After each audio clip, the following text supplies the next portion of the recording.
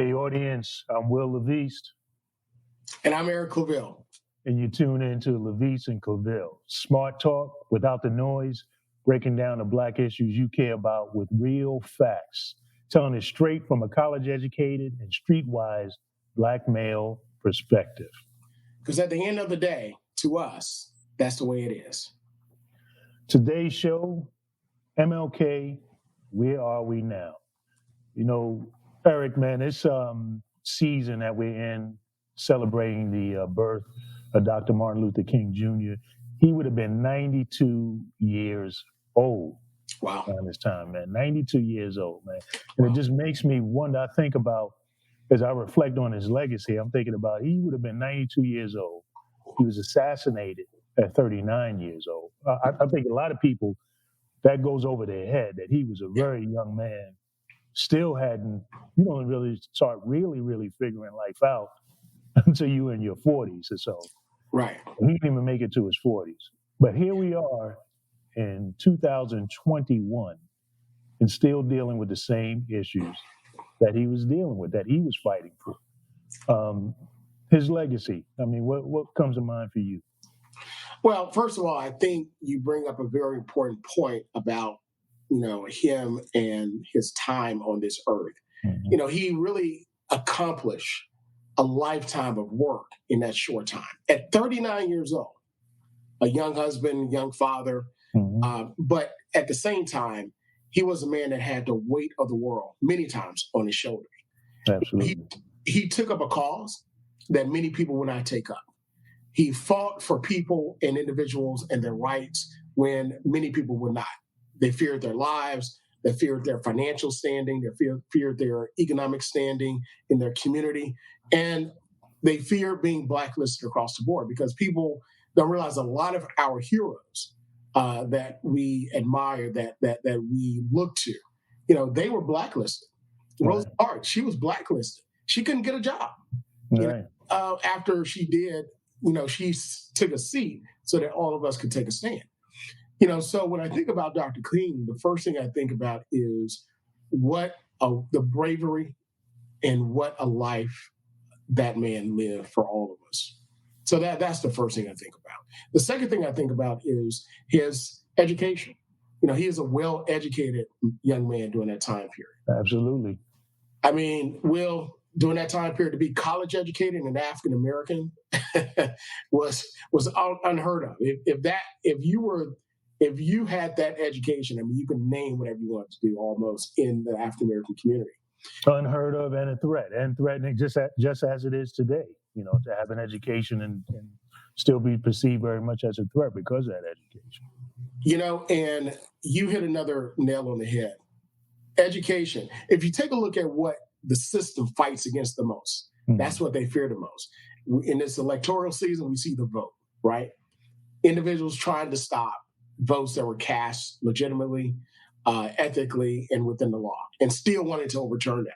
That's because the system fears that. Education, still to this day, is the greatest tool that we could use to lift ourselves up for upward mobility through every aspect of society.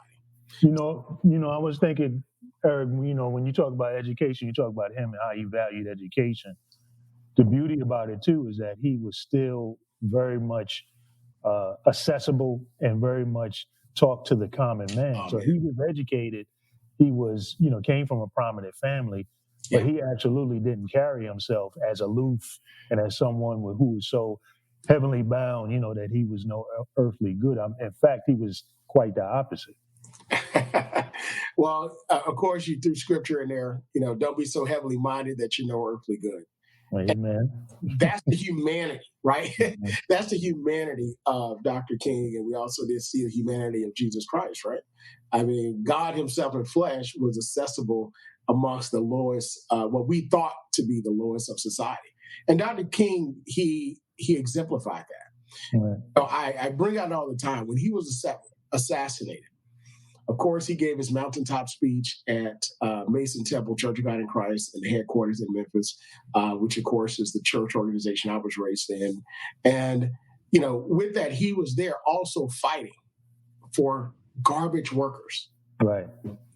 The saying, common man. Yeah. yeah, the common man. I mean, it gets no common than the men and women that come pick up our garbage Mm-hmm. so that we could have, clean houses, clean yards, clean society. And he was fighting for those people, saying that I am a man. And today, we still see those same issues. We need individuals fighting for us and fighting for those that don't have access or that don't have wealth or don't have a voice to really change the system. And Dr. King's model then should be duplicated today in every aspect of society. Corporate America, education, whether it be K through 12 universities, in politics, business, wherever, it should be duplicated. And by doing so, we have to raise the common man up while all of us can enjoy the life that we've been given here on this earth, and more specifically, achieve the American dream here in America. Man, and I'm struck, as you pointed out, and you mentioned Jesus Christ. And again, knowing King from his writings and his speeches, he would never want anyone to align him with Jesus Christ in a way if that it was some kind of comparison. I mean, Jesus Christ is who inspired him and empowered him and gave him this leading of the Spirit is what enabled him to go out and do the work that he was doing. But you can't be, you can't miss the fact that he was taken from us at a young age, just like Jesus was taken from us at a young age. That he was, at the time that he was assassinated, was one of the most disliked men in America. Like Jesus was one of the most disliked men, in Jerusalem, at the time. Yeah. And the other thing that I'm struck by is, for myself, as being my church, Calvary Community Church in Hampton, Virginia, is affiliated with the Mennonite Church. There was a Mennonite pastor, Vincent Harding, who was a close friend of King. Harding and his wife were a close friend of Dr. King and Coretta Scott King. And it was Vincent Harding who co-wrote with King that speech, Beyond Vietnam speech, that many people say led very much to his assassination, where he called out America's militarism and how the infatuation and almost the obsession with the military-industrial complex and constant wars. It was the Vietnam War at the time, was preventing America from really addressing the social and economic issues of the common man, like what you just talked about, that he was out there fighting for. And here we are, we find ourselves still very much in that kind of environment where we're spending so much money on military, on fighting overseas. We've been at war endlessly since the 9/11, and some even question whether that is still a legally declared war. Yet we have all of these social and economic problems raging in the country, and the resources that could be going towards that is going towards building bombs and moving military actions all over the planet. I mean, that says a lot about his legacy, that we're still fighting that. Yeah. So, Will, you touch on how forward-thinking Dr. King was in his message. Now, of course, we know that he's known for "I Have a Dream" speech. We know that's his. Even though he gave many, many speeches, he traveled across the country, even traveled across the world to accept the Nobel Peace Prize. Right. So, but the "I Have a Dream" speech is what he's known for. Signature, associating with, because it is a dream and a hope that of a utopian society where imperfect humans can live to work toward a perfected life while we're here on this earth. But he was forward thinking in that he looked at not only the issues of social justice and social injustice, but he also looked at the issues of economics. He looked at the issues of self-worth. He looked at the issues of how nations war against each other and how nations who are of power and influence take advantage of nations that are not, which is really a microcosm of how we work in society. Right. Those that take advantage of those that have not. And, they call it the pyramid, right? The base of the pyramid is very wide because that's where most of the people are who are working. You work your way up. And of course, at the top of that pyramid is very small. Only a few people can exist there. Right, So, the 1% that has the 99% of the wealth and everything that's going on. Yeah, exactly.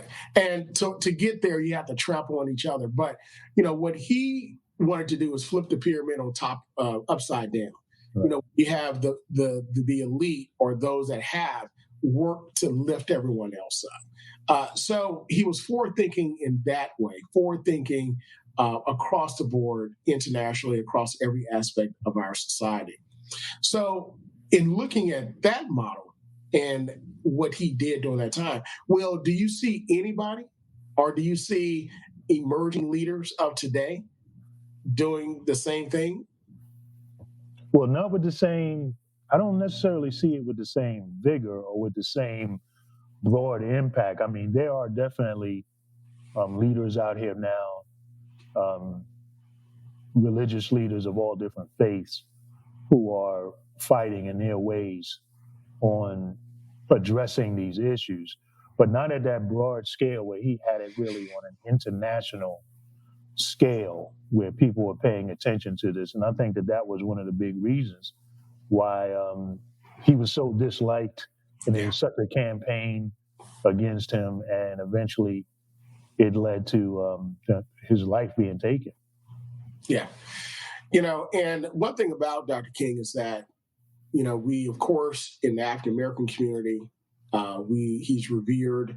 We look to his, and not just him, but others that worked. Of course, we look at Representative Lewis that just passed away just last year, and others who worked tirelessly during the time period of social injustice of the 60s and 50s.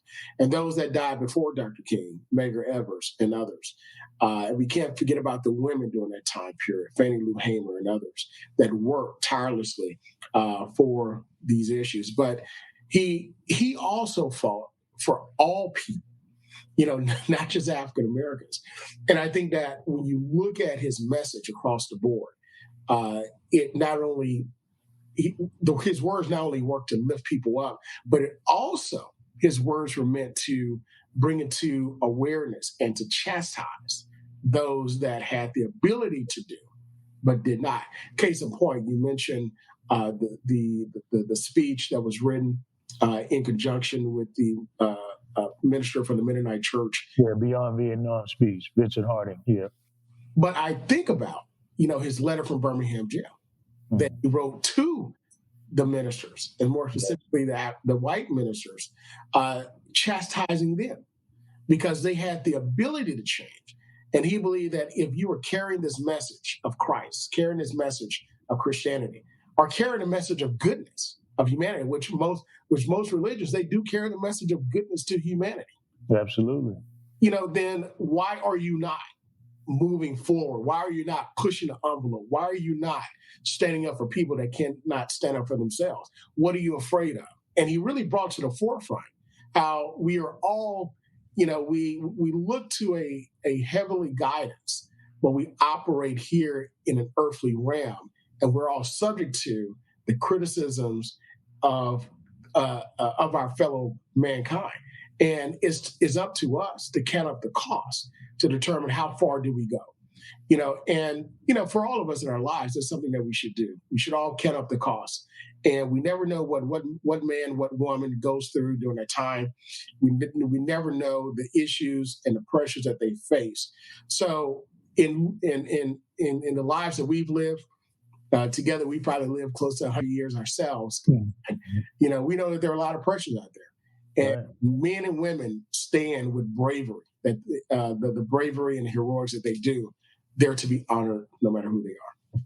You mentioned a letter from Birmingham jail. And again, when we think about the legacy and how so many of the issues are still the same, I think about, our white evangelical brothers and sisters who have been supportive of President Trump, almost to the point of there are people who believe that somehow to be supportive of Trump or to be supportive of the Republican Party is somehow a badge of honor of your Christianity, as if you can't be Christian and be an independent as I am, Right. or you can't be Christian and be a Democrat.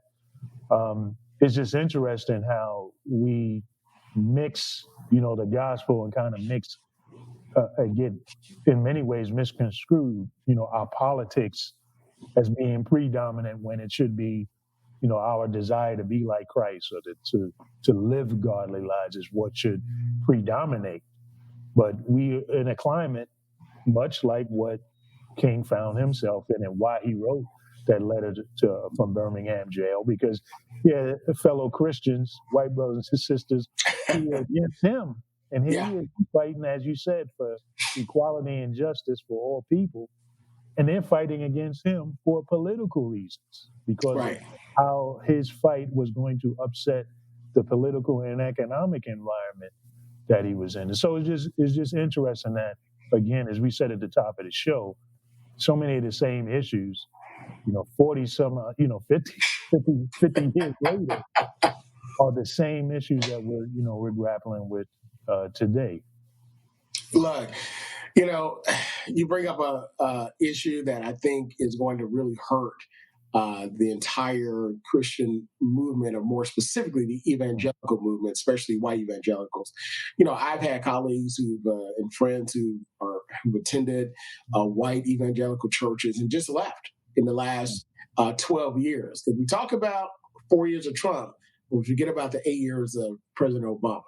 And, they saw the true nature of their brothers and sisters that they worship with. And we see the true nature of people. And one thing that the election of President Obama and the election of Donald Trump has done is pull the covers off of every single body just about that we know.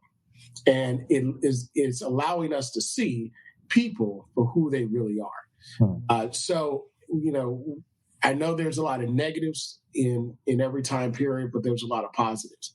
But even with the negatives, we can use those as positives. So even those people that were against Dr. King, he chastised them because he loved them, but he said, listen, even though you're doing this against me, this is how you can make it right.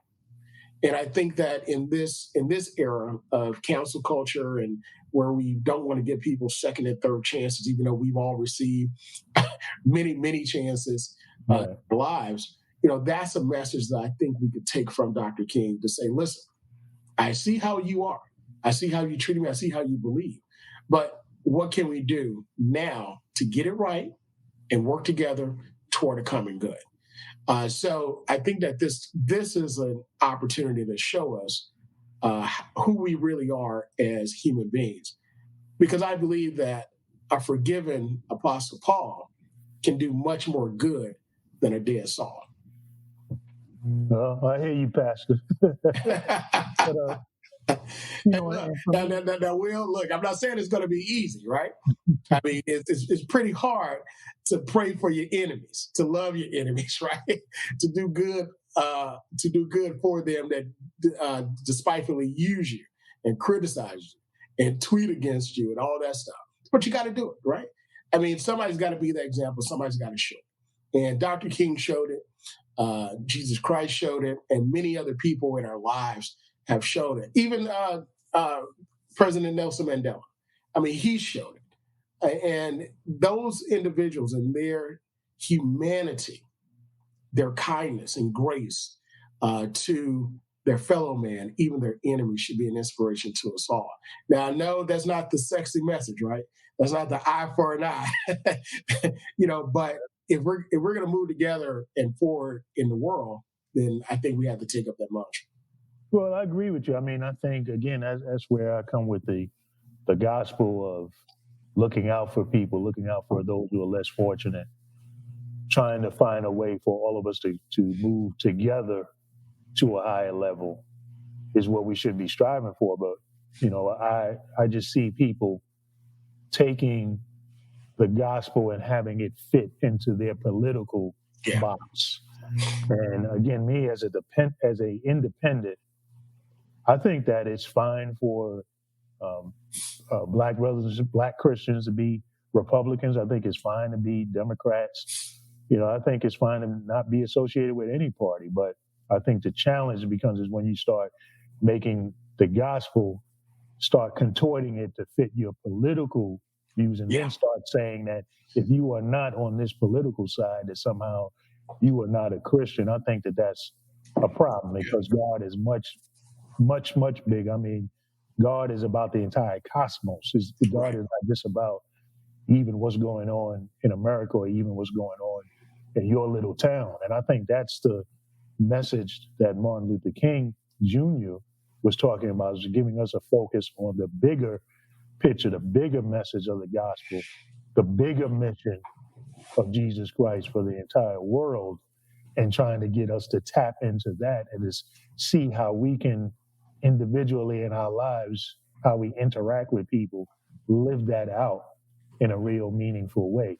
One of the things I was thinking about is looking at the Black community, where King was at the point that he was assassinated. He was talking about economic development and wealth. The Southern Freedom Movement was about changing laws, because we were supposed to be a nation of laws, and changing laws and how that would change our social condition. But then he realized that some of those changes, major as they were and still minor in some other ways, didn't make a huge dent in the economic lives of Black people. What do you see us being in terms of that being a focus that we should be on? Because it seems to me that that mantle was never fully taken up by the leadership that followed Martin Luther King. Economic development and emphasis. Well, Will, I think that is the absolute most important issue of social injustice today.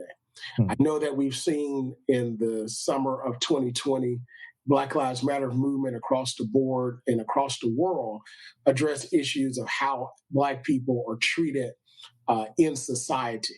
Right. And one message that really didn't get a lot of airplay because of all of the terrible visuals of George Floyd, Breonna Taylor, Ahmaud Arbery, so of course that took up all the oxygen in the room. But economics, a few African American professionals talked about how they felt marginalized in the workplace and in the business community. But, it really didn't take a life of its own. Hands down, if you're able to bring yourself up economically, right? You, your family, it impacts your generations. All things are about economics. You don't have to like me, but you have to respect me. I have to respect you. So I think that the economic inequality, and again, I don't talk about equality alone, but also the economic inequity should be addressed. And there's a difference between being equal and being equitable. Being equal simply means that everybody gets the same. Being equitable means you meet the people where their need is in order to get up to a certain level that everyone else is, or have the opportunity to actually live and actually obtain. So educationally, financially, politically, I think those are the main three areas of social inequities and social justice that I think we should start to tackle. At the bottom is political. In the middle is, at the top is educational, and in the middle is financial, because I believe that education dictates your finances or your financial situation, which also helps to dictate and move the political arm. Now, those can be inverse, depending on the issue, depending on the area, depending on the time, depending on the election, right? Because everyone can vote. Once you turn a certain age, you can vote. It's free. It's a right that you have. Right. You fought and bled for. Responsibility that you have. Exactly. And I'm glad you mentioned responsibility. It is our responsibility to vote. It is our responsibility to be engaged.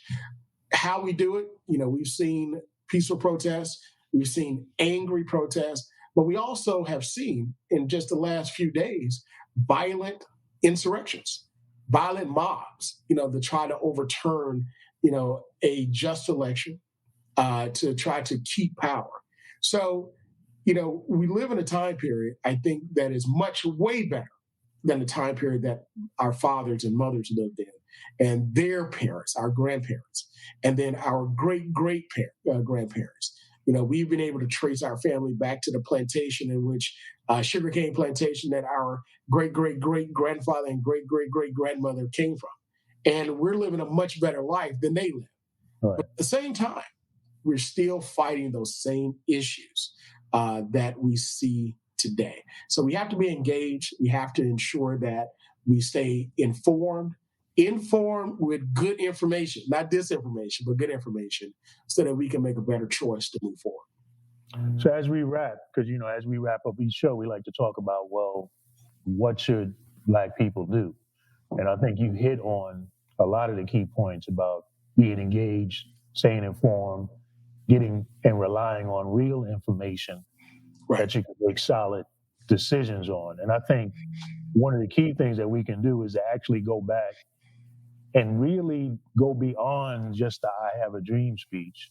Yes. And actually look at what Dr. Martin Luther King Jr. and others during that time were specifically focused on around the time of his assassination. And like I said, he had realized, okay, we made certain changes in the law, and that still hasn't made changes for our people, for example, in the inner cities as it pertains to economics, wealth building, getting jobs. This is one of the reasons why he was in Chicago, went to Cicero, Chicago, and started pressing those issues. And became, like I said, at that time, he was one of the most hated men in America, as we revere him today as an icon and put him on stamps.